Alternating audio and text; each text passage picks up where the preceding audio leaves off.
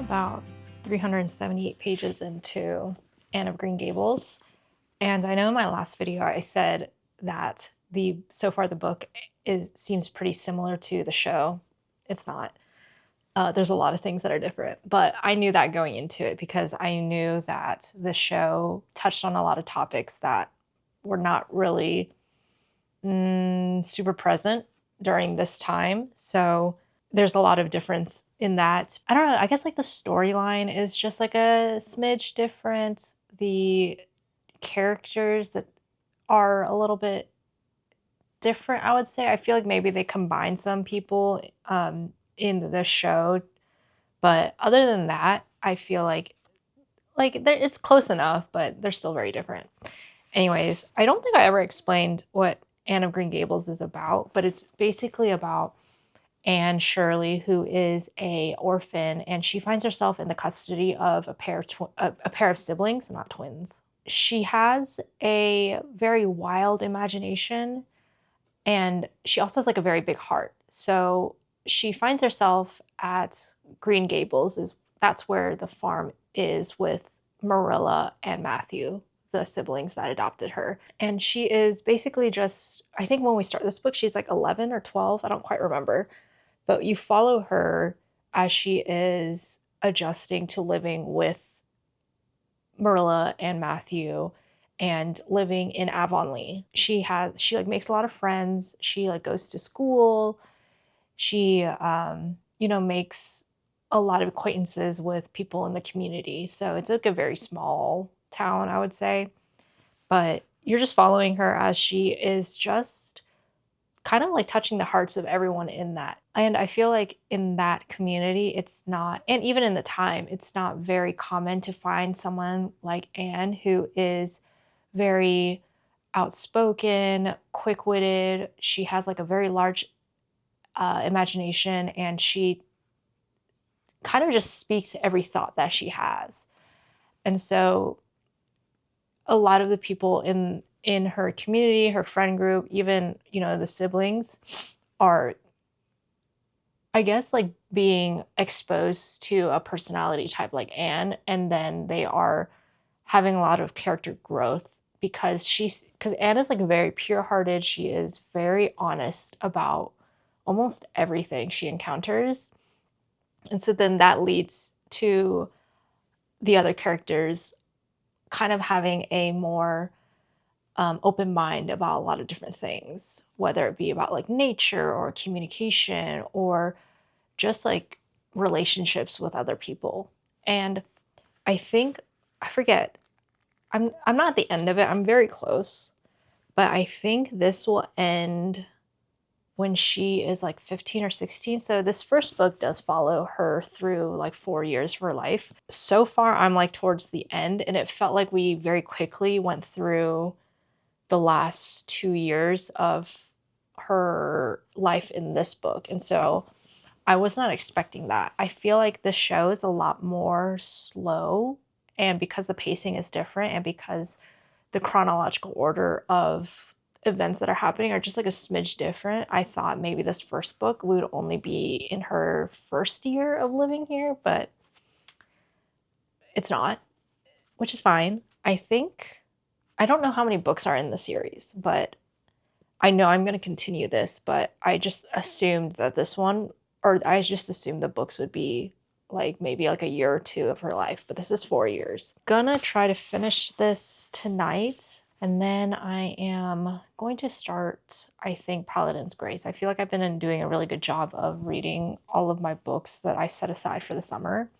So I think I only have 2 left if I also pick up Paladin's Grace. I think I have, what do I have left? I have Abigail by Magda Szabo, and then I also have,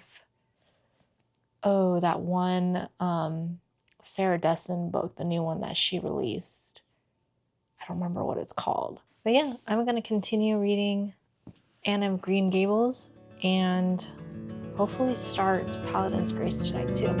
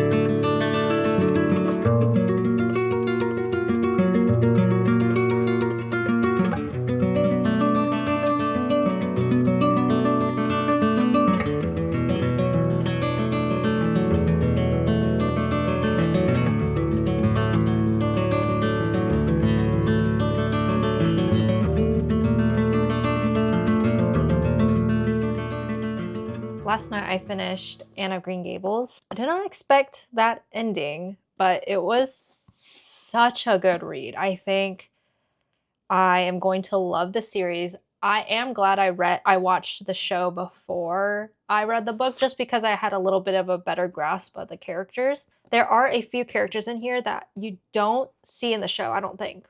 Again, I think what I said earlier, I think they might have combined some of the characters for the show, but again, I don't really know.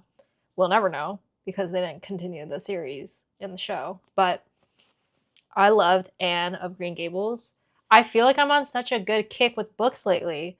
This book plus the past 3 books have been absolute bangers. What did we read? We read this, The Bluest Eye, Gilead, and then The Everlasting. So I'm on a really good reading streak right now. I listened to, not like a whole lot, but I did listen to the audiobook lately while I've been going on my walks. It has been pretty nice here. It's been not super hot and it's not raining like during the day. So I've been going in the morning and we've been going on walks, and it's really nice because a lot of the walks we go on it's like surrounded by nature. They're all like nature walks. So like listening to this while going on a nature walk has been excellent, I would say. It's so much fun. But with that being said, I did start reading Paladin's Grace last night. I'm only 40 pages in. I do want to say that with this book, it was a little bit harder to get into. I don't know. I think maybe it's just like whenever you like read a book by an author you've never read from before, their writing style always like catches me off guard because I'm never prepared. But I did start reading Paladin's Grace. I've also been listening to this while walking.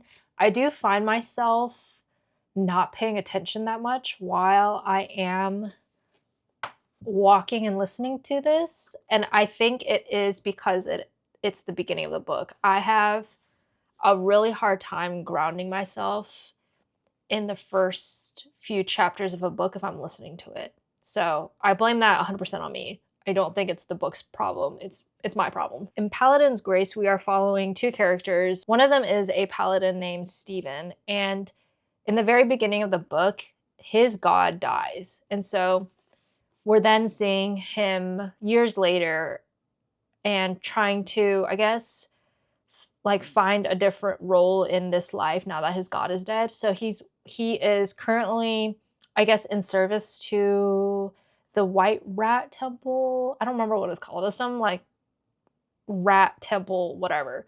They are healers, I think. I could be wrong. I think they're healers. And so he's basically like security for them, I would say. Security, bodyguard. So whenever they go out, he kind of protects them.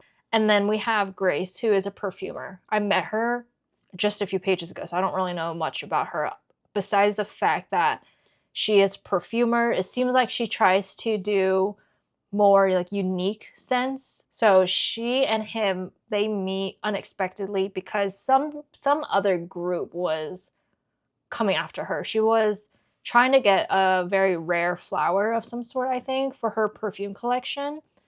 And I guess, I don't know, maybe they like thought something was like, they were like, we don't believe you. And so then they started going after her. And then, you know, Stephen comes in and he then pretends that she's someone else. And so then they like, you know, they leave. So far, that's all I have read/listened to.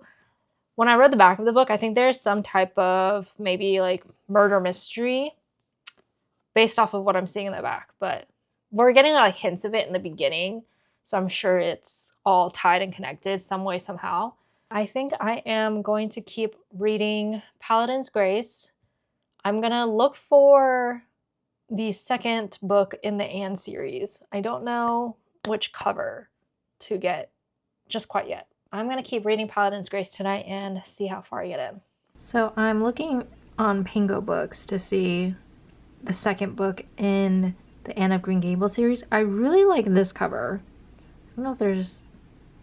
Yeah, it's like the main cover that you see of Anne of Avonlea.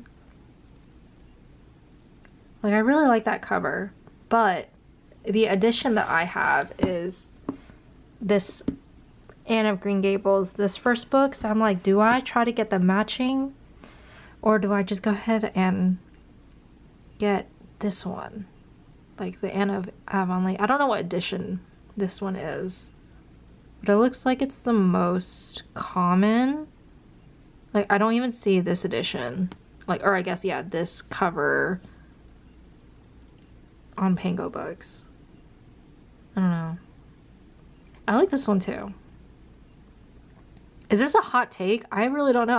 I like this cover, but this one seems like most people are trying to get rid of it. It's also very cheap. Like, what? $1?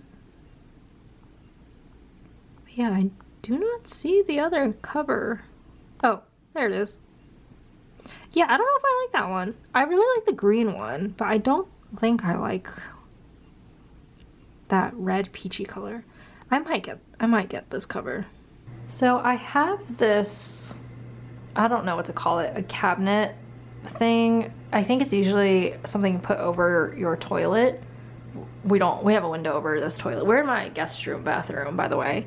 This came from my parents' house that they just bought, and the previous homeowner over there, I think they made this, which is pretty cool. I don't know what to put inside of it. And you can also put stuff on top of here. So I might put, I don't know, some decoration, maybe a picture or something. I don't know.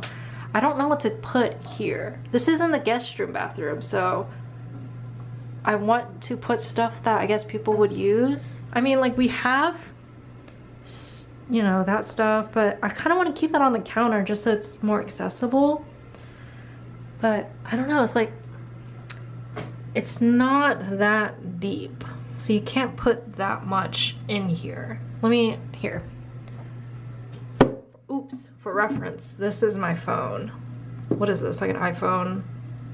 I don't even know what this is. iPhone 15, 16? This is how deep it is. So I don't really know what to put in here. If you have any ideas, that'd be great, because I don't really know what to put in here that will be useful for guests when they come in. I mean, like, sure, we can put pads and tampons in there, but is that the only thing I want to put in there?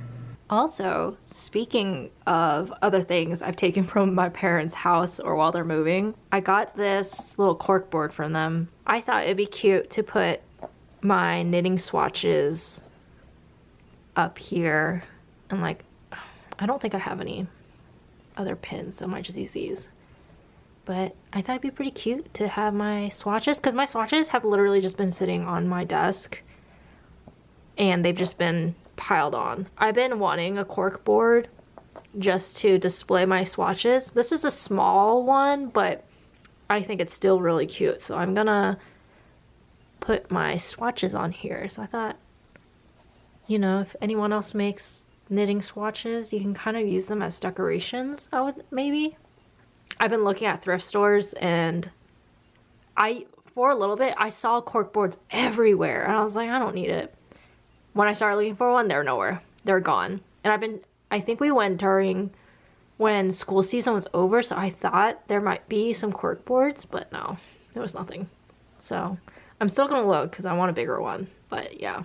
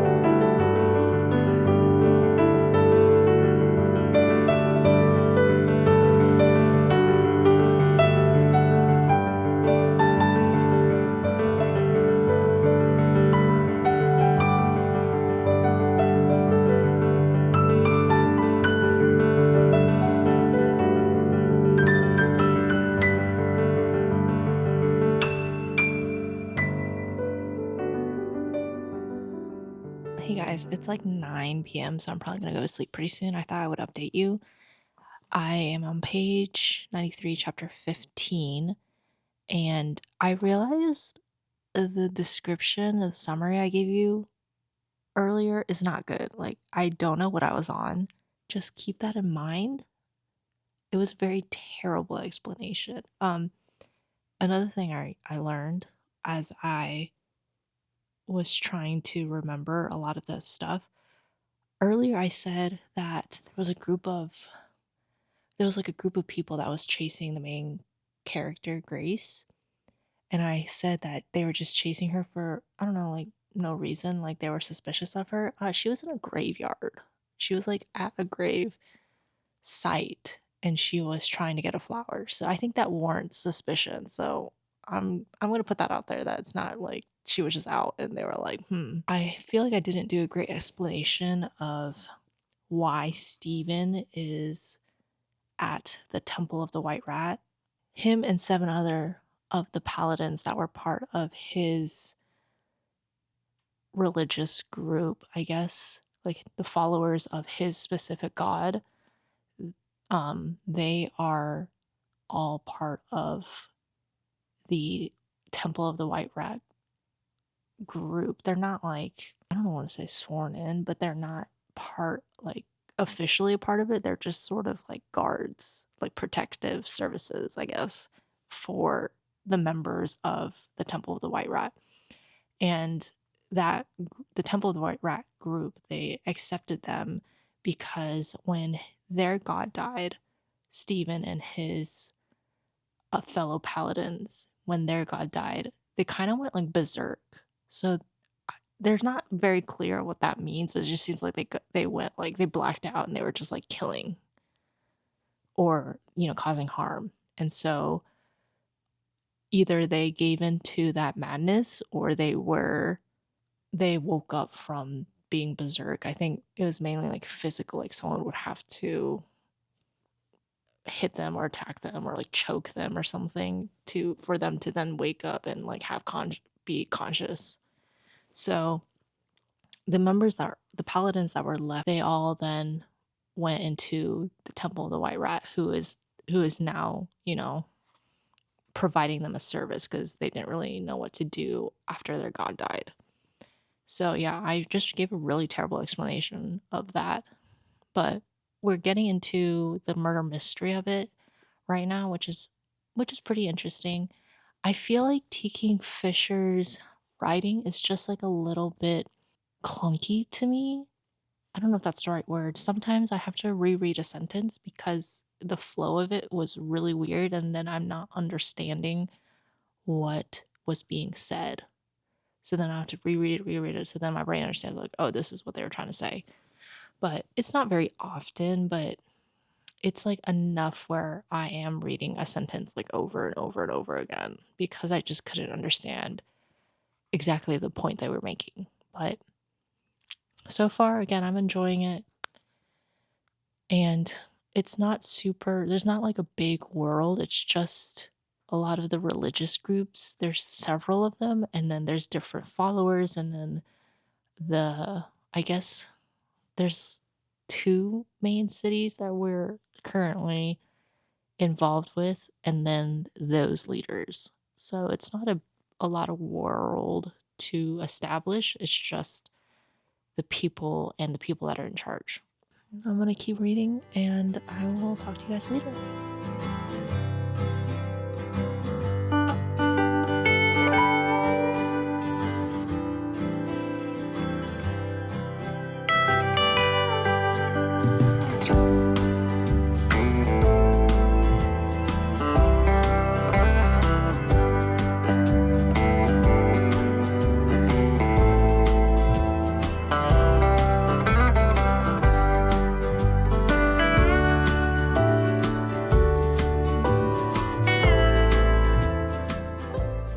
Good morning, guys. I thought I would give you a last update before I close out the video. So I am on page 220 of Paladin's Grace.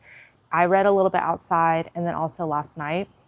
And there is sort of two things going on in the book, which one of them is the sort of like assassination attempt murder mystery that we're following, and then another one is a crime that is happening that was happening prior to the story starting, like before, like when you start reading it, this has already started happening. I don't want to get too much into it just because I don't want to spoil it, but it was kind of always just in the background. It was never anything that you saw or read about up front. And now last night when I was reading it, it was very much so like, oh, like they're in it as well. Like there's going to be more involvement. And T. Kingfisher, I think, if I'm not mistaken, writes some type of horror. And so a little bit of that was in this novel. Not saying it was like scary. It freaks me out a little bit because I don't read a lot of thrillers, horrors, anything like that. But if you've read the book, it's the part where Grace is in the woods, she's getting moss and she steps on something. So whenever that happened, I was just like really like, ooh, that's gross. Anyways, that's all I'm gonna say about that. But with those two plot lines kind of happening, it's getting very interesting to me. I'm not super interested in the romance, which is like a little shocking because whenever there is a story and it has like a little bit of romance, I always love just the little bit of romance that you get. But with this one, for a little bit, it was doing that thing where, of course, like they met and, you know, there's a little bit of chemistry going on. And then, like, you know, they're thinking of each other, which is really cute. But as we got into more of the kind of more dire, serious situations, there was a lot of moments where both characters are always like thinking about each other, but not in a, I don't know how to explain it, but like the physical attraction part of it, it wouldn't bother me that much, but they do it all kind of like all the time in that specific part of the book. And they were always just like, oh, like, this is not the time to be thinking about, you know, this person or like how strong they are or like how nice they look in this clothing. So I don't know. However, that was just like part of the book. Right now with the more dire situation, it feels a little less repetitive when they keep saying the same things about each other, like in their thoughts. But yeah, for a little bit, it was getting a little much. Like they were just thinking about each other in a very physical way. And then they would be like, no, don't stop thinking about that. Like, it's not the time to be thinking about that, which I like that they're self-aware. Like, yeah, there's things going on, there's situations going on, and like time and place is always something to be concerned about whenever you're, you know, having like romantic feelings. With the two characters, in terms of like romantic relationship or feelings, they both also have a what I guess I would say sort of like a reason why they don't want to be super romantically involved like in a serious relationship. So I'm assuming we will kind of get more into them, you know, communicating with each other about why they might not be looking for a romantic relationship or like how to work through that. But I'm not at that part yet. We've just, you know, we've just confirmed that for both of them, going into a serious romantic relationship might not be exactly what they want to do in the moment or with like the right person. But for right now, I am enjoying more of like the plot, the mystery, and the second situation that's going on. I think that is adding a lot to the story. And hopefully I can finish this in the next few days. But I thought I would give you one last reading update. So I'm really happy I got to sit outside for a little bit and go on walks.